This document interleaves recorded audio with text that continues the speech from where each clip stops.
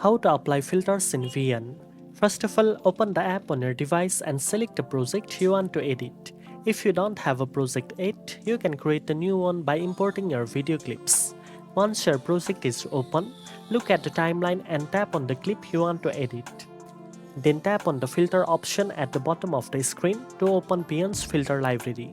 Here you can browse through a wide range of filters including color correction, cinematic effect and mood presets. Choose the filter you want and it will be applied to your selected clip.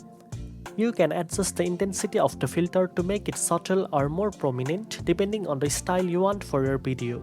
VN also allows you to apply different filters to multiple clips, giving your entire project a consistent and professional look.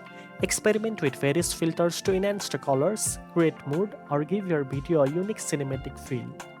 Once you are satisfied with how the filters enhance your clips, your project is ready for the next step. Now you know how to apply filters in VN. If you found this tutorial helpful, don't forget to like, share and subscribe for more editing tips. Thanks for watching and I'll see you in the next one.